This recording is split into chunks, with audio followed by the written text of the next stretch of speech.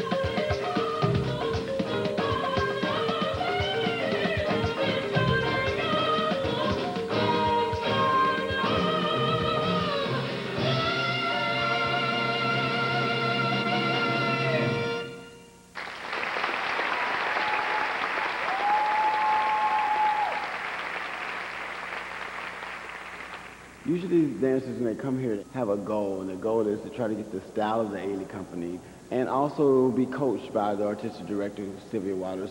But it's a training company, and it's a training company to prepare these dancers on to higher beings in the arts.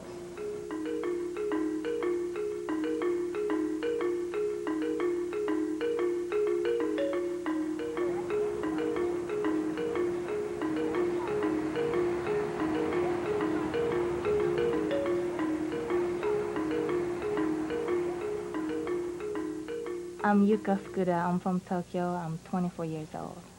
My strength as a dancer is I'm naturally flexible. And my second ballet teacher, she was all about extension. So ever since I was little, she would tell me to just keep your leg up there, keep your leg up there. She was really strict. If you're not making this today, you're not going home, that kind of teacher. And she would, sometimes slap my face when I'm not there. Like, when I was daydreaming, she would do that kind of thing. So she was really strict. Dancing has helped me to be more independent. Like, if I didn't want to dance or if I wasn't dancing, I would be in my country, in Japan. The only reason why I came to the United States was to dance. So I wasn't really thinking about being away from my family, but the longer I stay in the United States and living by myself, it makes me miss my family. And then I know how important it is to have your family, your sisters, or, your parents especially. And I do miss them a lot. Yuka's one of my favorites. She's wonderful. She came here probably 3 or 4 summers ago. I remember I saw this really talented dancer who was very strong in ballet, but who hadn't had a lot of modern. And she was auditioned for a Paul Taylor workshop. And she stood out. That she had this wonderful technique, but what also impressed me was that she had a hunger for movement and this marvelous attack.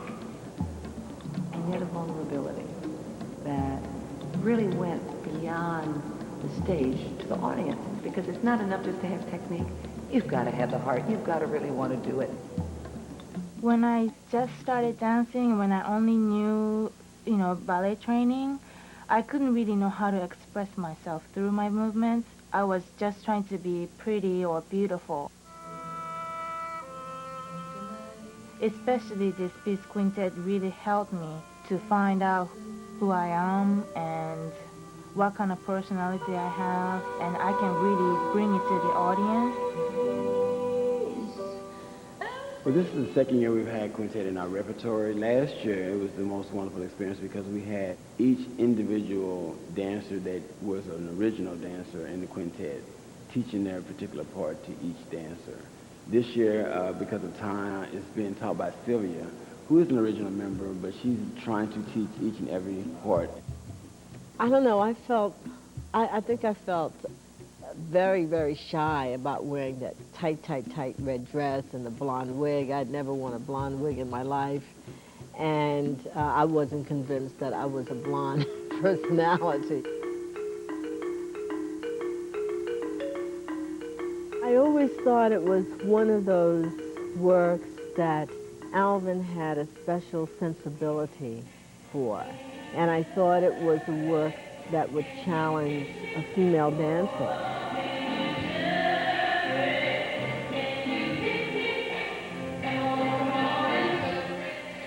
Everybody has different insecurities, technically, or they all have weak points, and they're all different.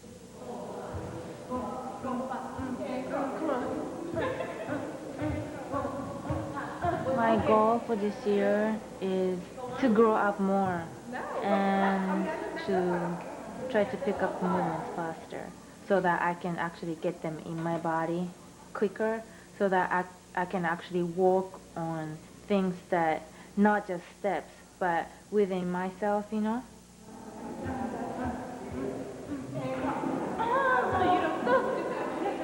Sometimes I get frustrated not being able to finish one movement because it goes so fast and you're trying to think of the next movement, one to another, but I'm trying to, this year, be more sensitive about each movement.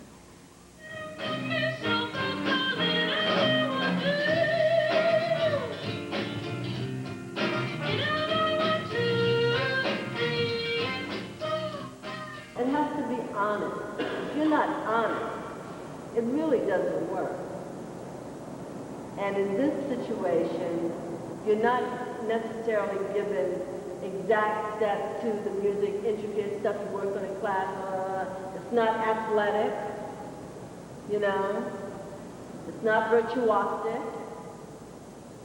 It's emotional. It's modern dance.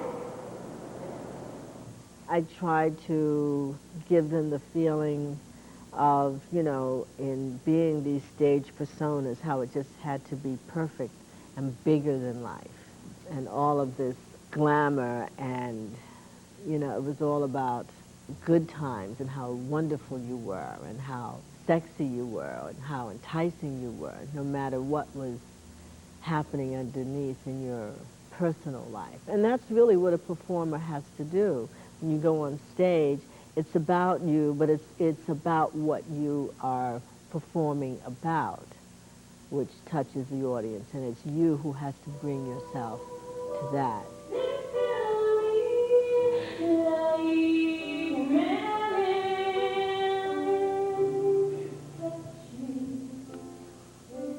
When I was performing, I always had a problem with my relationship with my boyfriend. So it's about me and my man. I always put myself and my boyfriend in that solo. So every time I perform, I always felt different. Sometimes me and my boyfriend were doing really well, so I would feel different.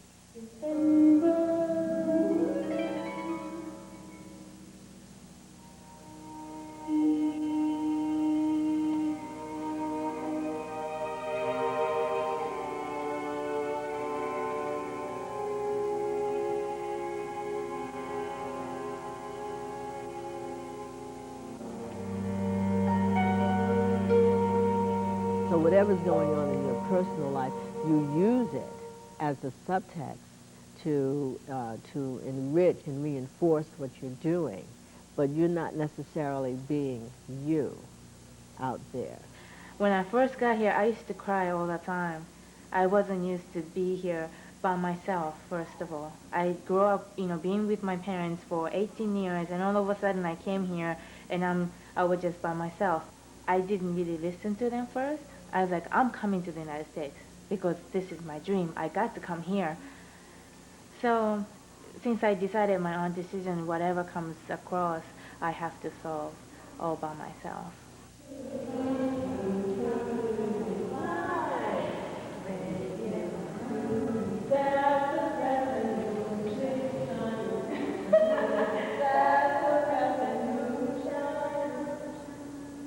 I still don't know some of the words.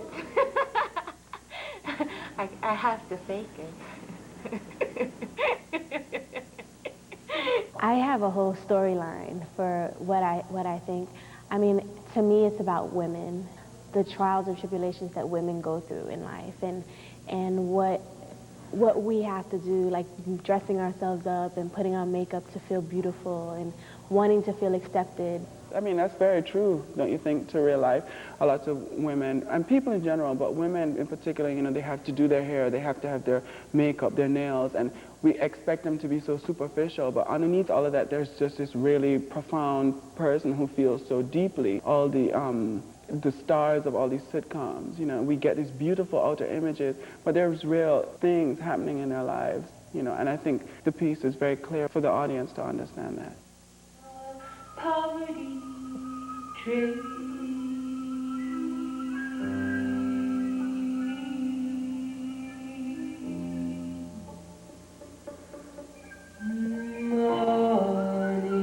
It's a unique piece, and actually every time I do look at it, even Ailey's work, like you see, you're like, wow. At first you see it, they're in red dress and blonde wigs. They could be in any color dress and any color wig, but for him to do that, that has to be so over the top. I like being sexy, but not that extreme. The blonde wig and, that's too much. But then as you watch the piece, you see that it's needed for, especially for performances, that sometimes a lot of people do that, not only women, but men. I always wanted to wear a wig. I always wanted to be somebody else. And that gave me a great opportunity to be someone else and try to be, as sexy as possible and to get the reaction of the audience. That's a great feeling. I liked it because it looked like a social commentary on like what's real performance and what women are asked to do. So you want to peel this dress off. It's like a skin that is not you. It doesn't represent you. What I think about sometimes is somebody that's made me very angry. In Lucky, the first solo, she doesn't take off her clothes, but she's maybe the most confident, the strongest one, and she does all that running and falling and rolling in that tight dress. I'm gonna go get it. I'm gonna go get it. I'm gonna go get lucky. Yes, Teresa.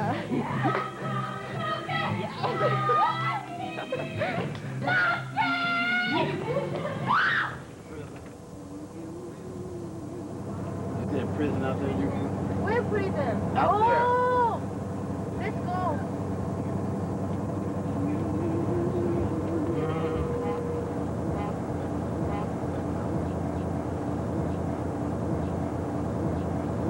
That's Alcatraz. When we're on tour, we usually travel by bus. Touring lets you taste and feel other people's concepts of the world. I've never been to San Francisco. I've never been to Santa Barbara. I've never been to a lot of places that Ailey 2's going. Hey, maybe we can ask the people at the hotel to drop us off. You already asked? She can't perform with nail polish, though, like that. That's a sign that it came off. Yeah, I'm gonna take them off. Like 1, Let 2, me just 3, enjoy 4, 5, one. The typical day of the performance is we go to the theater around 2 or 3. Usually they give us like 30 minutes or so to warm ourselves up, and then we start rehearsing. Every theater is different. You know, we have to make adjustments, you know, spacing problems and all that. So, you know, we have